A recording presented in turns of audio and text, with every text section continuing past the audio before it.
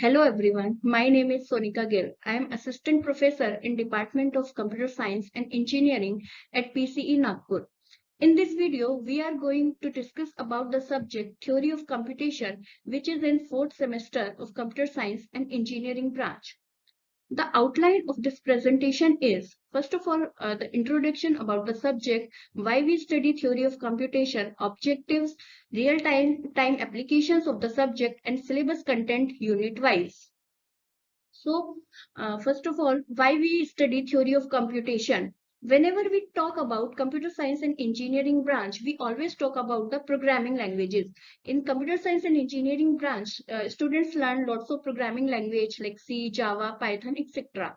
So what is behind these programming language? What is the concept or logic of these programming language? There is always a theory behind these programs, and what these theories is called as algorithm.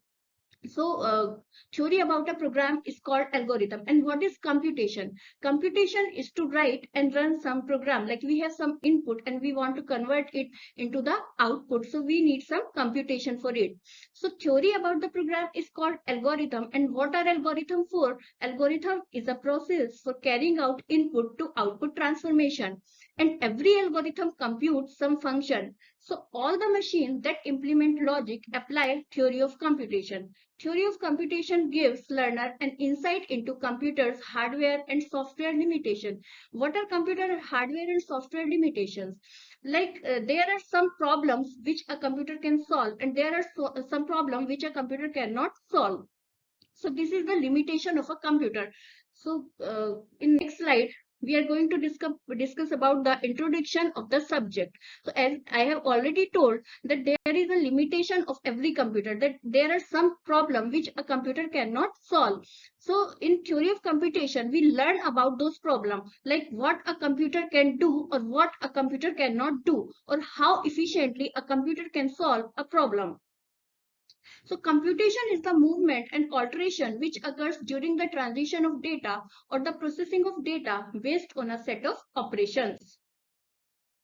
The theory of computation includes the fundamental mathematical properties of computer hardware, software, and their application. It is a computer science branch which deals with how a problem can be solved efficiently by using an algorithm on a model of computation.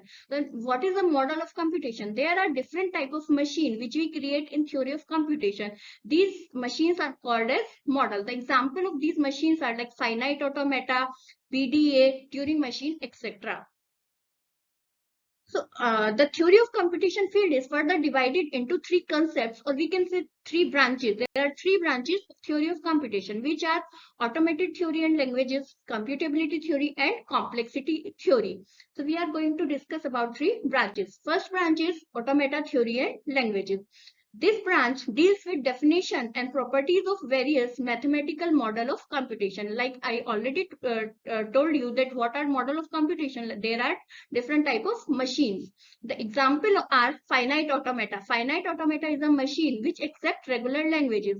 It is used in compiler, hardware design, and text processing. Second example is context-free grammar, that is CFG. It is used to define the programming languages and also used in artificial intelligence. Third type of example is Turing machine. What is Turing machine? Turing machine is simple abstract model, or we can say mathematical model of a real world computer. Like what a real world computer can do or can compute, a Turing machine can also compute. Second branch of theory of computation is computability theory.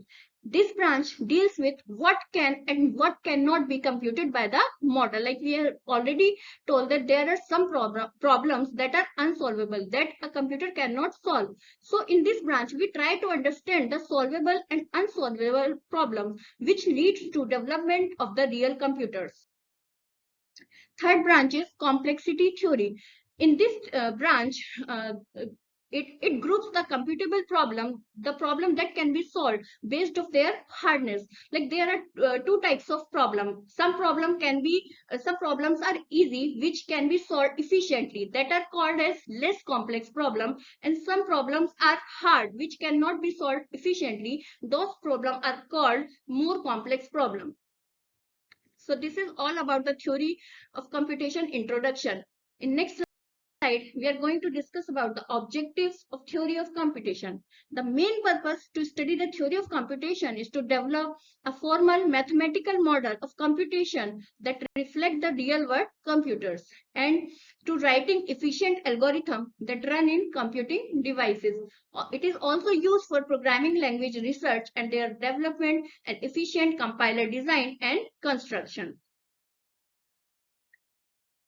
Next slide is about real world application of theory of computation. Like I already told, there are different types of machine, and in different type of machine there are different type of application. For example, first machine is finite automata. The application of finite automata are, it is used to design of lexical analysis of a compiler. What is lexical analysis? Like when we design compiler, there are different phases of compilers.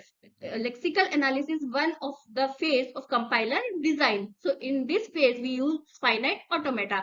It is also use of Mealy and Murray machine for designing the combinational and sequential circuits. It is helpful in text editor and for spell checker. Second type of machine is push down automata. The application of push down automata are, it is used in syntax analysis phase, that is also a phase of compiler design. Second, it is used for implementation of stack application and evaluation of arithmetic expressions, also used for solving the Tower of Hanoi problem. Third type of machine is linear bounded automata.